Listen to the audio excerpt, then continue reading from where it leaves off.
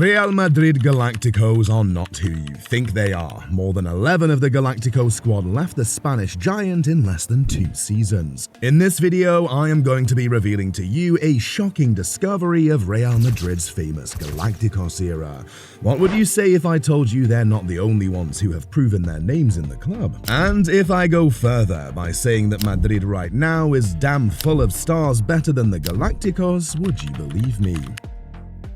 For more than 20 years, Real Madrid has made sure the club is one to fear for their terrifying collection of players, techniques, and the trophies that line their trophy cabinet. You can only deny Madrid's achievements if you're lying to yourself. Throughout the years 2000 and 2004, Real Madrid did what was near impossible, winning trophies with their gathering of legends. The team was so unrivaled that they got the nickname Galacticos, meaning superstars. Despite all of these remarkable achievements, the Galacticos of 2000 to 2004 aren't the only ones capable of taking Madrid to the top of the league. We're going to talk about why the present merengues are just as capable of attending greatness as the 2000 to 2004 Galacticos. Actually, they're capable of more. Why is this so? Before going into why the present stars are capable of outshining the past legends, for the sake of those who don't know, let's briefly look at why the Galacticos are so heavily regarded. The year is 2000. Real Madrid are in the UEFA Champions League final. When they return from France in May, they return home with a trophy. The next year, in June, the La Liga season concluded with Madrid lifting the silverware. 2 months later, the merengues are screaming at the win of the Spanish Super Cup after beating Zaragoza. 2002 came, and Madrid were in Scotland for the Champions League final again. This time facing the Kings of Champions League was the German team Bayer Leverkusen, who were in the final for the first time. Right from the first minute, the match was such a fiery mix that tackles were already flying. But by the 8th minute, Raúl González had the Bernabéu on its feet as he scored the opener from a volley from a long throw-in. Leverkusen didn't like this at all, and they equalized 6 minutes later thanks to a header by Lucio. Now tension was high, and fans on both sides were cheering. This was when Zidane pulled off one of the most spectacular volleys. Zidane hit a volley that soared into the top left corner of Leverkusen's net. Los Blancos' half of the pitch was wild with excitement as they headed into half-time. But unlike the first half, which seemed like a promise to an endless supply of goals, the second half was different. There were no goals, and only one yellow card was issued, and after the 90th minute, Real Madrid were lifting the Champions League trophy in front of emotional fans spread around them. Then in June of the same year, just 1 month after their last trophy, Madrid was lifting the Super Cup. As though that wasn't enough, when they went to Yokohama, Japan in December of the same year, Madrid came back with the Intercontinental Cup in their custody. In June 2003, Madrid was crowning the kings of La Liga once more, but the team, as always, was hungry for more, winning another Spanish Super Cup in August. Unfortunately, for the next 3 seasons, the famous Galacticos didn't win any major trophy. When you compare the trophies won by the Galactico team with the current team of Real Madrid, you begin to wonder, were they just a hype job? What about player versus player? Who takes them between the Galacticos and the rising Real Madrid star team? Beginning with the number ones on the pitch, Real Madrid have never been short of great goalkeepers. For the Galacticos, Iker Casillas was the first choice goalkeeper, and deservedly so too. The Spaniard made 725 appearances for Los Blancos during his 21-year professional goalkeeping career for the club. Casillas was so good that, till today, he's regarded as the best goalkeeper in Real Madrid's history by the club.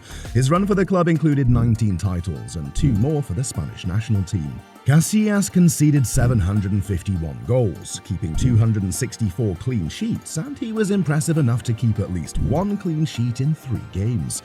Currently, Madrid has 2 noteworthy goalkeepers. Thibaut Courtois was the team's number 1 goalkeeper until his injury that kept him out for most of last season. The Belgian joined the club in August 2018 and has made 235 appearances for the club, conceding 219 goals while keeping 96 clean sheets. Unlike with Casillas, the risk of scoring is quite lower, and he is a more ball-playing goalkeeper.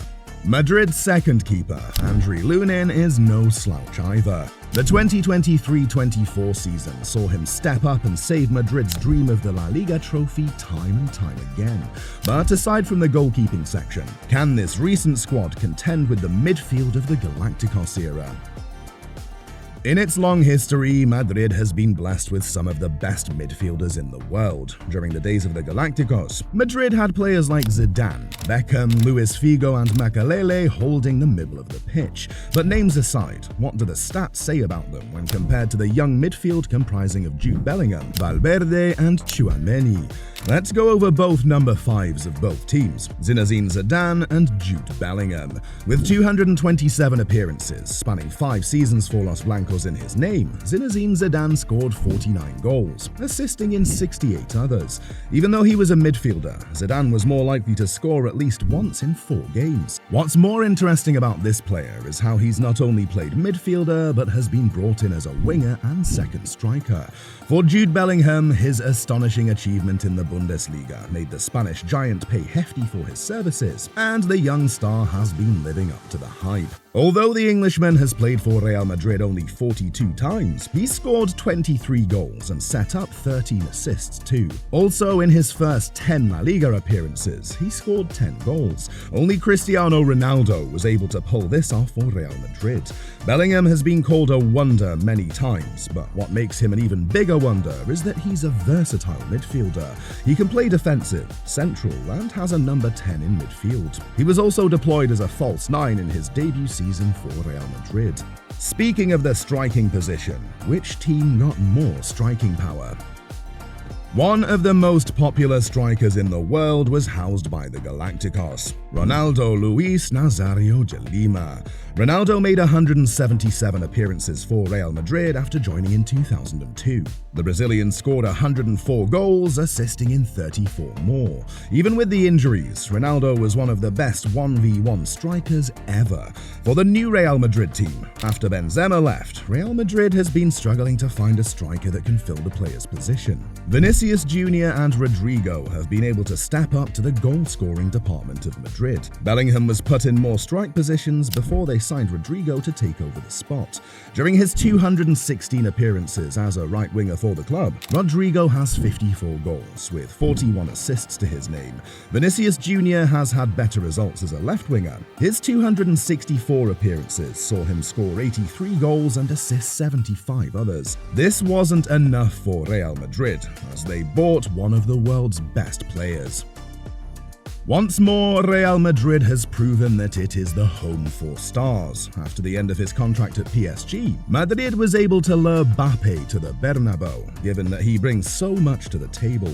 Kylian Mbappé made 306 appearances for French side PSG, scoring 256 goals in the period. He added 108 assists to his name as he went on. The player has speed that surpasses Vini's. His shot accuracy, dribbling and stamina surpasses Vinicius. The Frenchman's overall rating exceeds that of Vinicius, Bellingham and Rodrigo. Besides, he's had an impeccable career at PSG, even getting a Golden Boot and a FIFA World Cup winner. But aside from the star power of Real Madrid, what makes their Champions League campaign for the past 3 seasons epic is because of their unbeatable comebacks. In the 2021-22 season, Real Madrid had 2 spectacular comebacks against 2 of the biggest European teams, PSG and Manchester City, before finally winning the trophy. In the 2023-24 season, they also had a late comeback against Bayern Munich and were able to stop the attacking threat of English powerhouse Manchester City before winning the Champions League. Across 3 seasons, this vibrant squad of Real Madrid has won 9 trophies in total, compared to the 7 trophies the Galacticos won in their 4 seasons era. Not only that, more than a dozen players left the Real Madrid Galactico team, while for this recent star-studded Real Madrid team, there has been a slow and efficient transition from the Cristiano Ronaldo era to this new team, with experienced players Rudiger, Alaba, Modric and Carvajal grooming the young ones. While trophy-wise they may not be as dominant, the Galactico era brought a lot of buzz to Real Madrid and set the pace for the current dominance by Real Madrid. So over to you, which team do you think is better? The Galacticos that dominated from 2000 to 2004, or the stars that are showing just how brightly they can shine? Let me know in the comment section. If you loved this video, kindly like and subscribe to the channel, and check out the amazing videos we've added to the channel. I'll see you in this next video.